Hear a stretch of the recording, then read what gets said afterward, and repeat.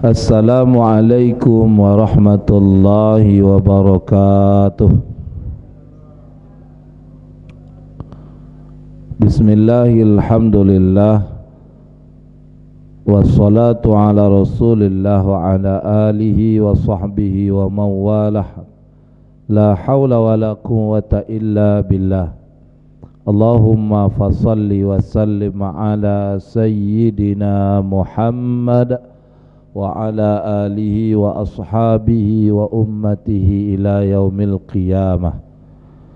Subhanaka la ilma lana illa ma 'allamtana innaka antal alimul hakim. Allahumma faqihna wa dhurriyyatana wa 'allimna ta'wil.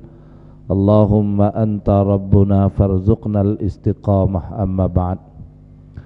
Bapak Ibu hadirin wal hadirat yang dimuliakan oleh Allah, alim ulama, cerdik pandai, tokoh masyarakat, pengurus masjid beserta jajaran, yang besar tak disebut gelar, yang kecil tak dipanggil nama. Semoga Allah senantiasa meridhoi dan memberkahi setiap langkah-langkah kita, amin ya rabbal alamin. Bersyukur kita kehadiran Allah dengan lafaz alhamdulillahi rabbil alamin. Hingga malam ini Allah masih menitipkan berbagai nikmat-Nya kepada kita semua. Semoga nikmat yang Allah titipkan itu kita jadikan sebagai wasilah, sarana untuk senantiasa mentaati Allah. Seperti yang kita sudah pahami dan maklumi bersama, kalau hadirnya kita di dunia ini dalam rangka beribadah. Ibadah dalam makna lain seharusnya adalah taat.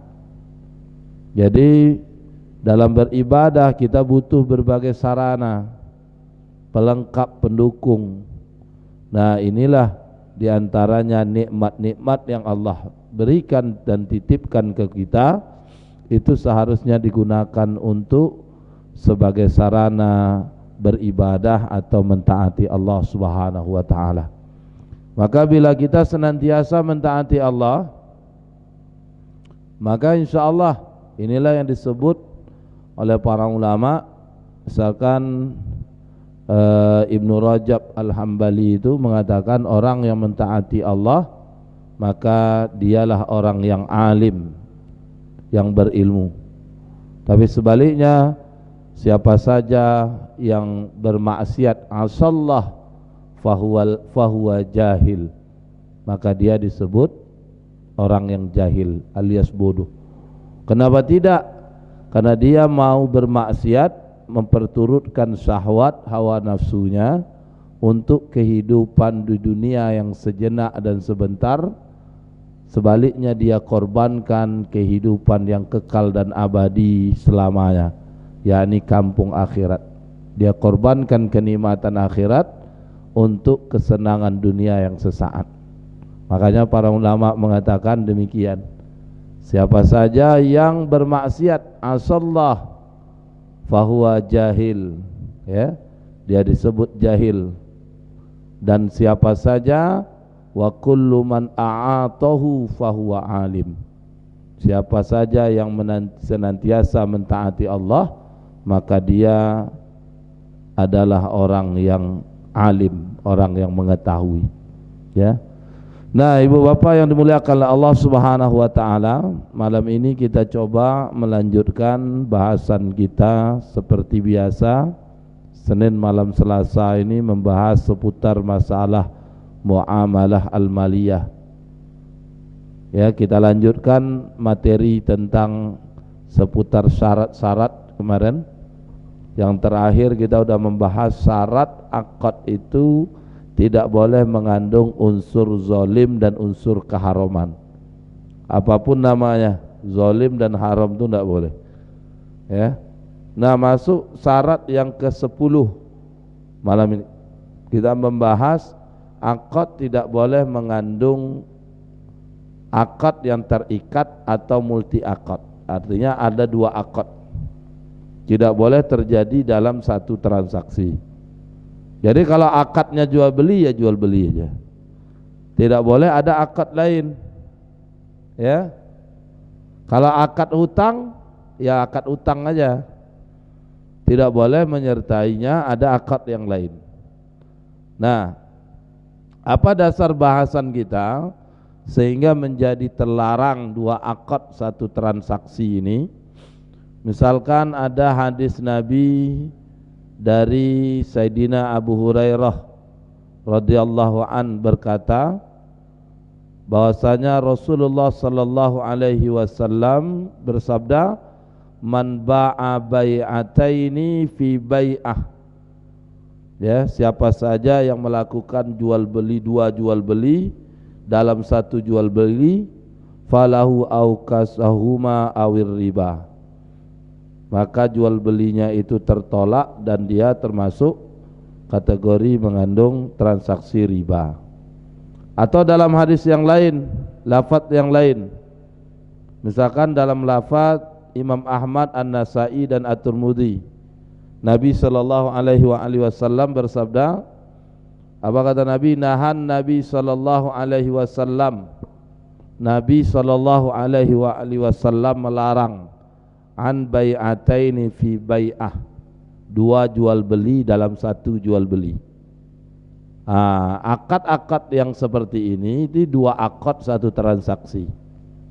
Sesuai dengan hadis ini, dua jual beli dalam satu jual beli. Maka yang seperti ini tidak boleh. Jadi dalam akad tidak boleh ada dua jual beli dalam satu jual beli. Ya, seperti hari ini banyak terjadi. Ya, terkait dengan hadis ini ulama pun berbeda pendapat. Ya, ikhtilaf dalam menyikapinya.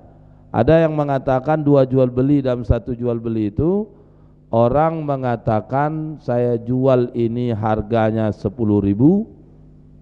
nah harganya 3.500, ini 3.500. Kalau kau bayar kontan, tapi kalau tidak bayar kontan, nah ini dihargai 10.000. Nah, ini berarti dua jual beli dalam satu jual beli.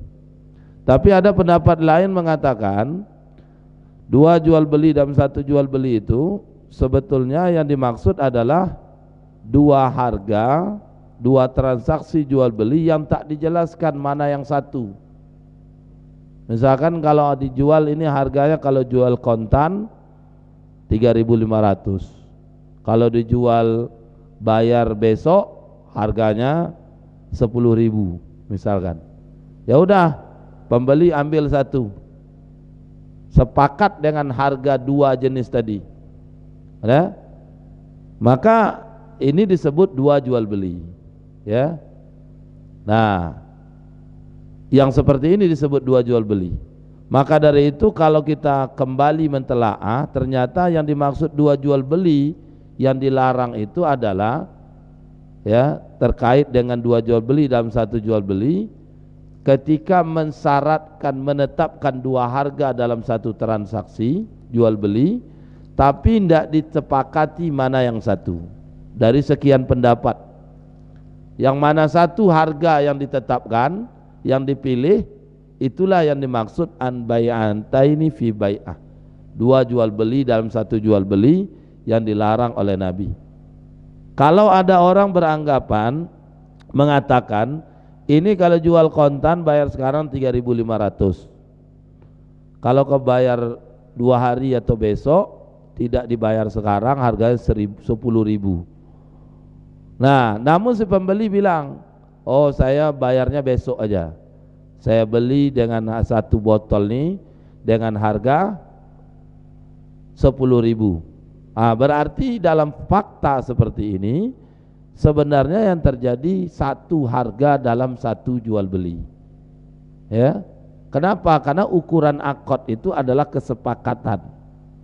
Mana yang disepakati? Meski ditawarkan dua jenis opsi harga, tapi yang disepakati harga 10.000.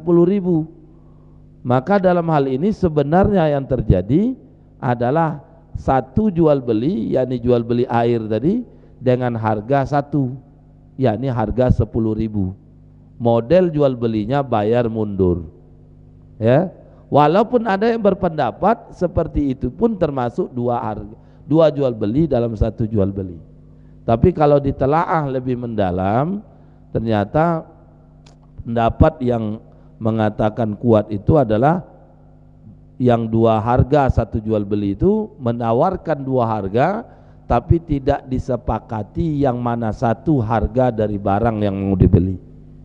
Alasannya apa? Seperti tadi, akad yang menentukan, yang membatasi. Meski ditawarkan dua pilihan harga, harga kontan dengan harga mundur, tapi yang disepakati adalah harga yang mana. Berarti ketika diakadkan salah satu jenis harga, anggaplah harga bayarnya besok, berarti 10.000. Nah, berarti yang terjadi dalam transaksi demikian adalah satu jual beli dengan satu harga. Ya, ibu bapak yang dimuliakan oleh Allah Subhanahu wa taala, dalam kehidupan kita hari ini, orang ketika hidup jauh dari Islam banyak praktek jenis jual beli seperti ini terjadi.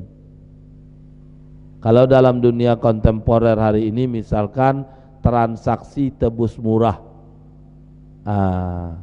itu dua jual beli dalam satu jual beli. Dia transaksinya bersyarat. Misalkan dijual kipas angin merek tertentu, harga normalnya 500.000. Dijual misalkan Magicom, harga biasanya berapa tuh? 300, anggaplah begitu ya. Nah, dibuat pengumuman kalau beli kipas angin harga 500 ini, maka boleh membeli Magicom harganya 100. Udah? Ini mu'allaq namanya, terikat, bersyarat, dua jual beli dalam satu jual beli. Dia melakukan transaksi. Nah, yang demikian dilarang. Yang hari ini bentuk fakta terjadi di masyarakat kita seperti praktek tebus murah tadi. Dia melakukan penebusan, membeli dengan Magicom, harusnya harga normal 300, tapi dia dapat harga 100 dengan syarat dia membeli kipas angin dengan harga 500.000. Nah, ini praktek terjadi hari ini.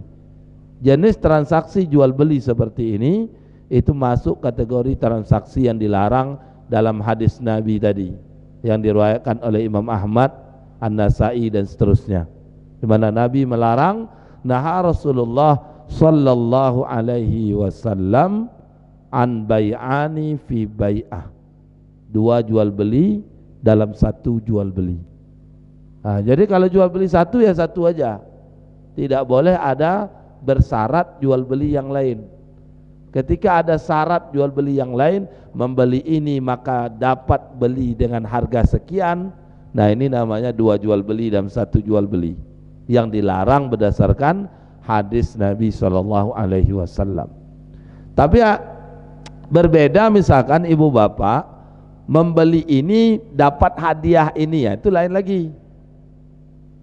Ya, sama kayak beli piring cantik, beli deterjen dapat piring cantik. Nah, itu bonus hadiah, dan itu tidak masuk kategori dua jual beli, karena piring cantik itu adalah bonus, dan itu tidak dilarang dan tak bertentangan dengan nas. Tapi kalau disyaratkan membeli deterjen, ya, dapat piring, bisa membeli piring dengan harga biasanya 10.000 dengan harga 5.000 piring cantik, berarti ini dua jual beli satu jual beli. Ini fakta yang tidak dibenarkan menurut syariat berdasarkan hadis Nabi yang diriwayatkan oleh Imam Ahmad, An-Nasai dan Imam At-Tirmidzi. Begitu juga hadis yang lain. Nabi mengatakan, misalkan hadis dari Abdullah bin Mas'ud dari bapaknya berkata, nahan Nabi sallallahu alaihi wasallam, Nabi sallallahu alaihi wasallam melarang an safqataini fi safqatin. Nabi melarang dua akad satu transaksi. Sama dengan kasus tadi, dua jual beli dalam satu jual beli, dua akad dalam satu transaksi. Ini tidak boleh. Dua akadnya, satu transaksinya, maka tidak boleh. Fakta hari ini banyak terjadi kasus demikian. Misalkan kasus dalam multilevel marketing. Kalau kita telaah fakta secara umum dari multilevel marketing, tinggal tentu ibu bapak bisa dipastikan kalau ada yang penggiat ataupun aktif di multilevel MLM, tinggal ditengok ada enggak kasus seperti ini. Kalau ada, berarti bertentangan dengan nas ini. Tapi secara umum multilevel marketing itu mengandung dua akad, satu transaksi.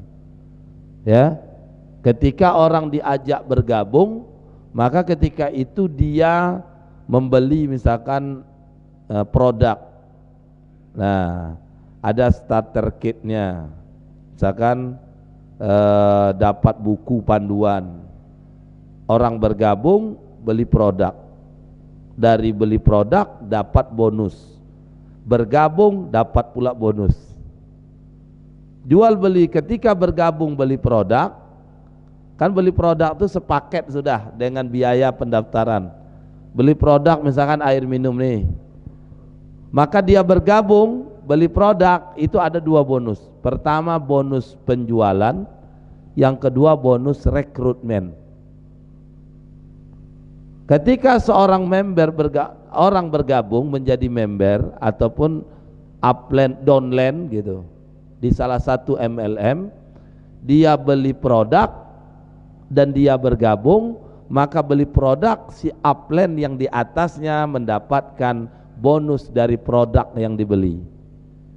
Karena dia bergabung jadi member, anggota yang baru, maka dapat pula yang si uplandnya bonus berupa rekrutmen. Transaksinya satu. Apa itu? Multi level marketing. Tapi akadnya ada dua. Di mana akad duanya? Akad ketika bonus jual beli. Dia jual beli dapat bonus, betul. Tapi ketika digabung bonus jual beli dengan bonus merekrut, berarti satu transaksi dua akad. Ini tak dibenarkan menurut syariat. Berarti merekrut dapat bonus rekrutmen, berarti akad yang terjadi ketika mengajak itu namanya akad ijaroh, akad atas manfaat, jasa dia telah mengajak orang, dihargai, itu udah betul. Tapi kalau digabung dengan akad, ketika dia beli produk dapat pula dalam satu waktu, ini yang disebut oleh Nabi dalam hadis riwayat Imam Ahmad tadi, dari Amr bin Mas'ud, dari bapaknya tadi mengatakan demikian. Nahan Nabi sallallahu alaihi wasallam an safqataini fi safqah. Nabi melarang dua akad satu transaksi. Itu di multi level. Makanya ibu bapak yang berbahagia, muamalah yang syar'i terpenuhi rukun dan syarat. Salah satu syaratnya tidak boleh mengandung dua akad. Maka kita harus pahami betul, ketika muamalah itu tidak mengandung riba, itu ternyata muamalah itu belum aman. Kenapa? Seperti kasus di multi level marketing, tidak ada riba, tapi di dalam transaksinya ada dua akad, satu transaksi. Maka transaksi itu menjadi tidak sah. Begitu. Begitu juga dalam fakta praktek misalkan pegadaian. Dalam pegadaian kan begitu juga, dua akad satu transaksi. Di mana dua akad satu transaksinya? Misalkan ibu bapak butuh uang, datang ke lembaga pegadaian membawa barang berharga yang punya nilai ekonomi, dan itu bisa dinilai dengan uang. Anggaplah gelang beratnya 10 emas. Kalau dihitung, kalau dijual anggaplah harganya 21 juta. Nah, datang ke digadai emas yang 10 emas tadi, kalau dijual kan harga jual 2.100.000, anggaplah 21 juta. Ini sementara ibu bapak perlu duit 10 atau 15 juta. Maka dibawa emas yang 10 emas tadi, digadai. Nah, ketika digadai, maka setelah digadai emas tadi, dapatlah duit, pinjam duit 15 juta dengan jaminan agunan emas 10 emas. Kayak begitu. Nah, yang jadi persoalan lagi apa? Ketika kita menggadai, dititipkan emas 10 emas, kita dapat pinjaman uang 15 juta, maka ini akadnya akad gadai. Tapi yang jadi persoalan ketika digadai, tempat kita menggadai meminta biaya perawatan, biaya penyimpanan dari emas yang diagunkan, dan itu mesti dikeluarkan dan disepakati, maka ini memunculkan masalah dan memunculkan yang namanya akad kedua. Apa itu akad ijaroh? Akad jasa. Jasa pihak orang yang memberikan hutang, yang menerima gadai, dia mendapatkan upah dari tenaganya menyimpan barang jaminan. Ya, kalau dulu misalkan hewan ternak minjam uang 2 juta atau minjam uang 5 juta, digadaikan kerbau seekor. Udah? Kerbau ini kan perlu dikasih makan. Nah, tapi kerbau dijadikan jaminan dari hutang 5 juta. Artinya kerbaunya dititip kepada orang yang memberi hutang 5 juta tadi. Nah, yang terjadi itu biasanya pihak pegadaian atau orang yang memberi hutang meminta biaya perawatan kerbau. Nah, dan itu disyaratkan mesti dia yang merawatnya. Ketika disyaratkan dia yang merawatnya, maka nanti muncul akad yang kedua. Pertama akad namanya gadai, yang kedua akad disebut dengan akad ijaroh. Akad gadai ketika kita ngutang uang tadi, akad ijaroh di mana tempat berhutang meminta biaya perawatan. Itu kalau barang jaminannya berupa hewan. Tapi yang hari ini kan barang jaminan bukan itu. Kalau di lembaga-lembaga tempat pegadaian bukan itu, bukan hewan. Tapi misalkan emas, TV, BPKB, kendaraan. Nah, kalau emas jenis barang-barang semisal ini tadi, itu biasa dijadikan agunan dan diminta biaya penyimpanan. Ya, safe deposit box itu biaya penyimpanan. Ketika diminta biaya penyimpanan, berarti kita mengeluarkan uang untuk jasa mereka, ya, menjaga menyimpan barang agunan. Padahal dalam akad gadai ketika diminta jaminan, jaminan itu sudah menjadi tanggung jawab orang yang memberi hutang untuk menjaganya. Kalau perlu perawatan, maka yang merawatnya adalah orang yang berhutang. Atau orang yang berhutang ini meminta jasa orang lain untuk merawatnya. Misalkan kalau yang dijadikan agunan itu berupa hewan ternak, perlu dikasih makan, perlu dibawa ke padang gembalaan, perlu dimandikan misalkan. Nah, maka yang merawatnya adalah orang yang punya hewan tersebut. Atau kalau dia tidak mampu, dia bisa meminta jasa tenaga orang lain. Atau orang lain itu tempat dia menghutangi uang tadi.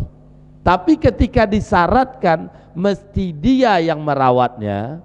Kalau barang yang tak perlu perawatan mesti dia menyimpan itu, dikenakan biayanya, maka ketika itu memunculkan akad yang kedua yang namanya akad ijarah.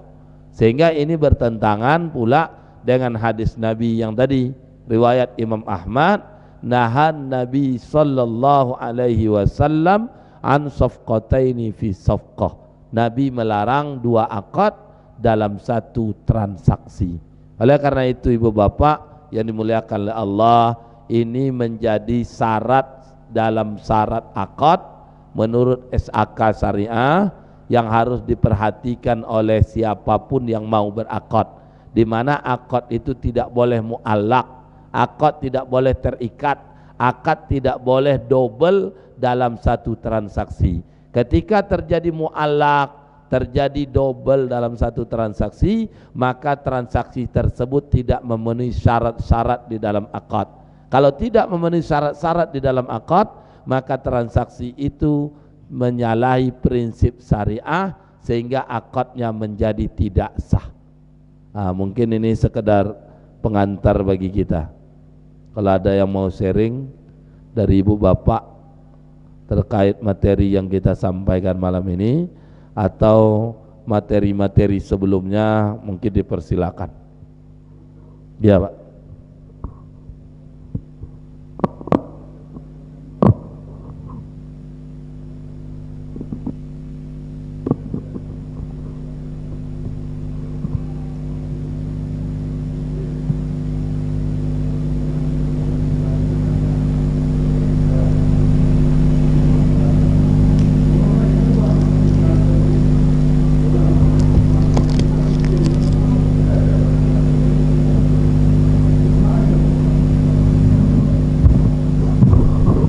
Ya, fakta seperti itu boleh Pak.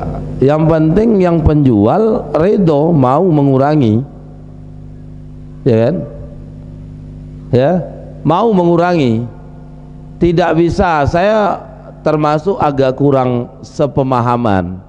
Kadang ada SMS yang masuk di WhatsApp, ada tulisan masuk di WhatsApp handphone kita, belanja di warung kaki lima itu ndak tanggung tawarnya mencekik, tapi kalau belanja di swalayan ndak mau nawar. Bukan ndak mau nawar, tak bisa ditawar. Gula 15.000 misalkan, mana bisa ditawar? Coba belanja telur sama Pak Devisel, berapa sepapan Pak? Berapa gini Pak? 50. 50 sepapan. Kuranglah Pak, 45. Awak sama awak kenal lama. Kalau Pak Deviselnya setuju, ridho, ya udah, boleh. Banyak belanja aku nih Pak. Atau kesualayan seperti Pak Kades bilang tadi. Banyak nih, kurangilah. Yalah, aku kurangi 100. Berarti dia ridho, ya udah. Kecuali diancam. Kau harus kurangi, kalau enggak aku benturkan kepala kau ke tembok. Takut dibenturkan, akhirnya dikurangi, itu jadi fasad, rusak. Jual belinya enggak sah.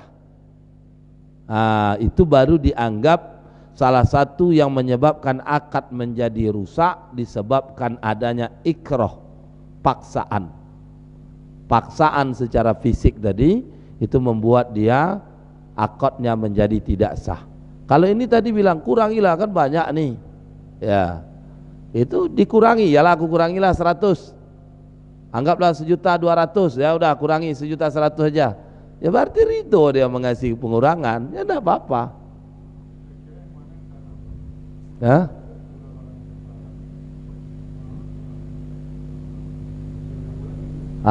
ini yang tak pahamnya. Harusnya setelah dikasih kurang jangan lagi ngomel. Kalau tak dikasih kurang ya udah enggak. Ini kadang-kadang dia kasih kurang belakangan itu enggak boleh. Itu membuat tak ridho. Akhirnya apa yang terjadi? Bisa jadi hasil duitnya itu enggak halal Pak. Kalau akadnya enggak syar'i, ada paksaan, barang yang diterima dibeli secara paksa tidak halal, duit yang diserahkan sebagai pengganti barang juga tak halal. Masa kita ngomel-ngomel membuat akadnya di masalah gitu ya. Jadi harusnya kalau dia udah kasih nggak usah ngomel lagi ya, nggak bercerita di belakang lagi. Nah begitu, termasuk yang tadi ya Bu, yang ibu belanja di pedagang kaki lima atau di pasar kaget lah. Nah, itu kan ditawar orang. Memang karakter emak-emak itu begitu. Dan Islam membolehkan itu. Nanti kita akan bahas, ada namanya bai'ul musawamah. Jual beli tawar menawar. Inilah hakikat dari jual beli yang terjadi. Di mana syariat atau Islam membolehkan adanya tawar menawar. Sepandai-pandainya orang menawar lah, ya kan? Nah, berapa harga baju? 400, bisa 150. Wah, mak-mak kan kayak gitu nawarnya. Hah? Iya, bisa 150, boleh Bu, lengannya hilang sebelah. Itu kesal kali dah penjualnya. Dan tidak seharusnya juga begitu. Kalau tidak boleh ya tidak boleh Bu, udah, ya kan? Dan tidak boleh pula hati-hati. Maaf Bu, masa aku kasih 150 tak bisa, modal aku aja 3,5. Padahal modalnya 200. Ah, itu berbohong lagi. Ya. Maka berbohong itu, ini yang Nabi sebutkan, pedagang itu harus banyak bersedekah. Masuk pada pisalnya banyak sedekah nih Pak. Kenapa? Karena pedagang itu berpeluang dan berpotensi untuk berbohong. Untuk meyakinkan pembeli kadang-kadang berbohong. Yang tidak ada di barang itu disebut-sebutkan kadang-kadang. Supaya yakin pembeli ini. Mantap ini duku, bukan sembarang duku, ini duku Palembang. Padahal duku Bengkinang misalkan. Itu disebut Palembang, mana duku terkenal itu. Jeruk Berestagi ya misalkan. Padahal jeruk Bangkok, Bengkinang Kuok misalkan. Enggak, itu berbohong jadinya. Ya. Maka ya hati-hati dalam hal ini. Jadi kembali ke tadi, boleh ibu menawar ya, membunuh kali ya, bukan membunuh, nama jual beli. Penjual mau kasih, kalau enggak kasih ya udah. Maka jangan sempat atas dasar kasihan. Jual beli itu ada posisi kasihannya di mana tempatnya, dan ridho dalam jual beli lain pula. Ibu jual sayur, ada nampak ada orang susah, orang tua, nampak kasihan nengoknya, ada bu, ini bawa sayur sebuah seikatnya, itu bersedekah boleh, bahkan tak dihargai kan, cuma mengharapkan pahala. Tapi kenapa kau beli sama dia? Awak kasihan nengok dia. Ridhonya di mana? Hati-hati ini Pak. Ridho itu di mana? Padahal illa antakuna tijaratan antaradim minkum, kecuali lewat perniagaan yang suka sama suka, artinya saling ridho.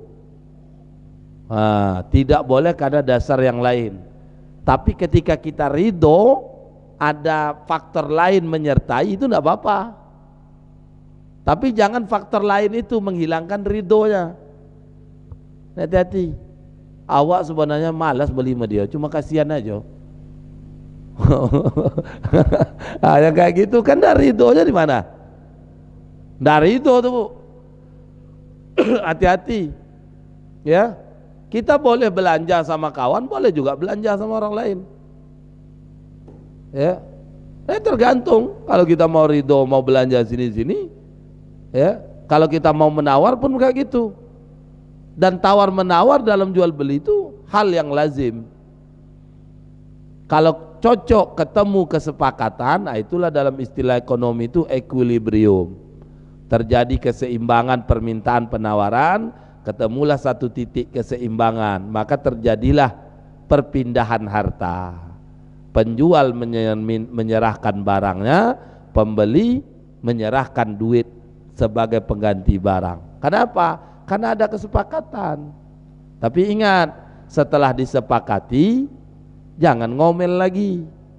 Seperti yang bilang Pak Kades tadi, awak ini dipasonya ini. Ya, di mana keridoannya? Tadinya ridho jadi tak ridho, bahaya. Nah maka kalau kita udah ridho ya sudah. Ya, mungkin di sini perlu kita kembali memahami hakikat rezeki kita. Itulah mungkin rezeki kita hari itu. Dan tentunya seorang penjual tentu menjual barangnya, yang namanya jual beli, tentu mengharapkan keuntungan. Ketika dikurangi 100, harusnya 1.200.000, si pembeli membayar 1.100.000 karena dikurangi 100, tentu hitungan 100 itu sudah untung, 1.100.000 itu sudah untung. Ya. Nah, kalau dia tak untung, nah ini dua kemungkinan. Ya, dua kemungkinan. Kalau dibilangnya tak untung, awak tak untung menjual ke dia, dua kemungkinan. Pertama bongak, tak paham hukum jual beli, hakikat jual beli itu coba boleh cari untung. Ya, sama kawan pun boleh cari untung. Cuma karena kawan kita kasih ambil untung tipis, kayak gitu. Bukan tidak ada untung. Tapi bedakan Bu, kalau mau bantu lain perkara. Tengok kawan susah, perlu kita bantu, ya udah ambil barangku rumah.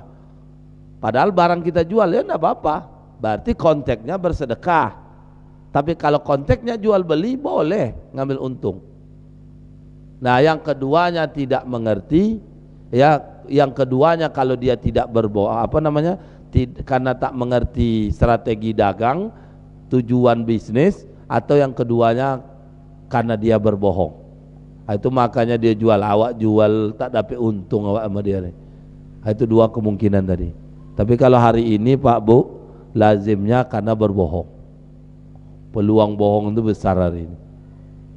Beli yang ori dikasihnya KW super. Nah, beli barang ori bang, oke. Nih keluarnya, ya kan? Rupanya KW super mendekati ori, persis, tapi tidak sama, beda. Nah ini, maka ini hati-hati. Begitu Pak Kades. Mungkin ada yang lain Bu? Ya.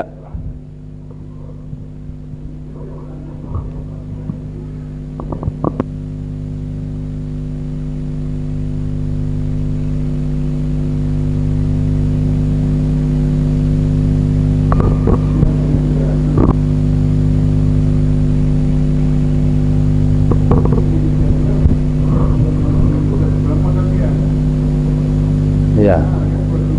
Iya.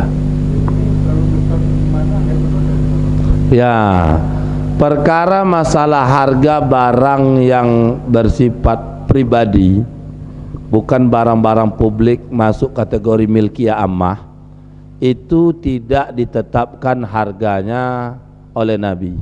Artinya tergantung ridho sama ridho, suka sama suka antara pembeli dan penjual, selama tidak ada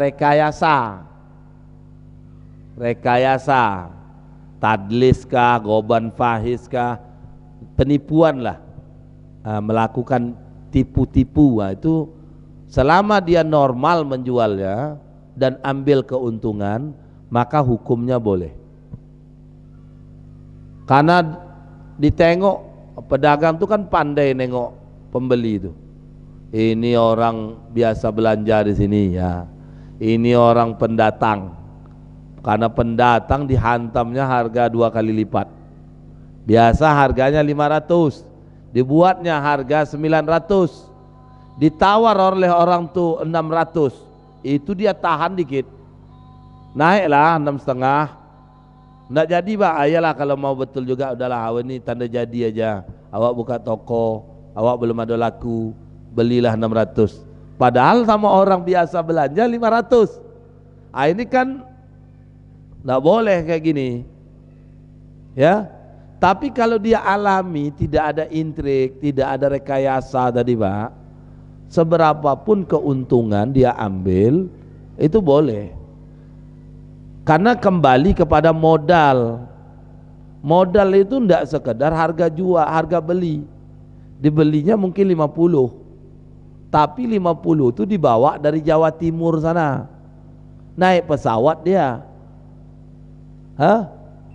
ngangkutnya ke antar ke pesawat berapa pula biayanya, dia naik pesawat berapa pula duitnya, dari bandara Sultan Syarif Kasim nih ke rumahnya berapa pula, upah dia menjual itu berapa pula. Ini diakumulasi, itulah baru disebut modal. Kalau 50 itu harga beli barang nih, padahal banyak biaya yang dia keluarkan gitu. Jadi kalau dia bilang misalkan harganya ini 200, ternyata boleh dikredit, dicicil, tapi kamu bayar 50, 150-nya kamu cicil, kan dia dapat balik duit harga beli tadi, ya boleh. Berapa kali lipat tuh Ustaz? Ya boleh, 100 kali lipat tuh boleh Bu. Apa dasarnya? Dulu ada sahabat yang diutus oleh Nabi, diminta Nabi untuk beli seekor hewan, kambing. Nabi ngasih duit ke sahabat ini 1 dinar. 1 dinar itu 4,25 gram emas. Berapa 1 gram emas hari ini? Kalau sekiranya hari ini 1 gram emas itu 600, itu maka nilai duitnya ketika itu, duit 4 dinar 4,25 itu hari ini itu setara 2.550.000 1 dinar. Kalau 1 gram emas itu 600. Nah Nabi nyuruh sahabat nih kasih duit 1 dinar, suruh beli seekor kambing. Kenapa sahabat ini diutus? Karena sahabat ini orang yang ahli, pandai menengok daging, kualitas hewan. Karena orang rumah potong kan pandai tengoknya, oh ini kisaran begini dagingnya. Ini sahabat nih kayak gitu. Dikasih duit 1 dinar, suruh beli kambing. Pergi ke tempat penjualan kambing, beli 1 dinar, kambing seekor.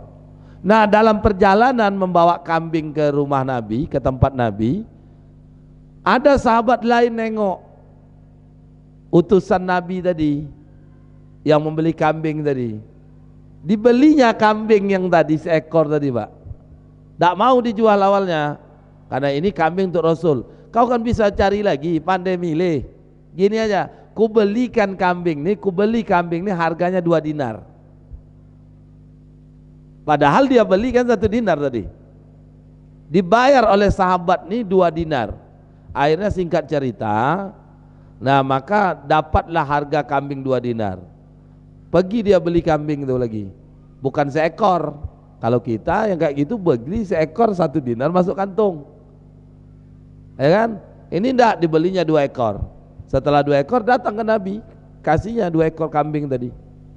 Diceritakanlah kronologisnya. Ternyata Nabi membolehkan. Terakhir Nabi apa bentuk bolehnya? Nabi kalau begitu berarti 1 ekor kambing ini punyaku, 1 ekor kambing ini untukmu. Begitu. Ini fairnya Nabi. Ya dari kisah ini ada beberapa dalil bisa dijadikan hujah dalil. Pertama, boleh ngambil untung 100% tadi. Modalnya 1 dinar dijual 2 dinar. Ya. Hukumnya itu, Bu. Nah, yang Nabi pun fair, maka ngasih ya seekor kambing untuk sahabat ini. Kalau kita hari ini kan beda kayak gitu. Oh kok 2 ekor begini-begini, oh ya makasih kau memang hebat, mantap, tunggulah nanti diantar semangkuk cuma kambing dikasih. Itu banyak lo kentangnya kan, dagingnya untuk dia. Kalau Nabi ndak fair, ya ini untukku dan ini untuk kamu. Begitulah, sehingga ini boleh menjadi dalil, bisa untuk makelar juga boleh, samsaroh. Tapi jangan tukang pakang. Kalau tukang pakang yang tadi itu, berapa harga? Oke, jual 2 dinar. Oke, dia kasihnya 2 dinar. Nah, sedinar masuk kantung, 1 dinar beli kambing. Itu tukang pakang. Maka enggak boleh. Kalau makelar itu boleh. Ya, itu kalau istilah kita di masyarakat. Jadi begitu, Pak. Jadi boleh mengambil untung yang tadi. Meski ada terbaca dalam kitab Halal wal Haram fil Islam itu, Syekh Yusuf Al-Qaradawi itu membolehkan mengambil keuntungan lebih dari 30%. Tapi kalau dikembalikan pendapat yang kuat berdasarkan nas Nabi tadi, dari hadis Nabi tadi, fakta yang Nabi lakukan, maka boleh mengambil keuntungan 100%. Tergantung kesepakatan kedua belah pihak, selama tidak adanya rekayasa dan tidak adanya intrik-intrik keji yang mempengaruhi harga tadi. Baik, saya kira demikian. Terima kasih. Pada Allah saya mohon ampun, pada Bapak Ibu sekalian mohon maaf karena waktu Isya sudah masuk. Saya kira kita cukupkan pertemuan kita malam ini. Mari kita tutup majelis kita ini dengan membaca doa tasbih kafaratul majelis dan ucapan hamdalah. Nastaghfirullahalazim, nastaghfirullahalazim, nastaghfirullahalazim. Bismillahirrahmanirrahim. Subhanakallahumma wa bihamdika nashhadu an la ilaha illa anta nastaghfiruka wa natubu ilaik. Walhamdulillahi rabbil alamin. Wabillahi hidayah taufik. Wassalamualaikum warahmatullahi wabarakatuh.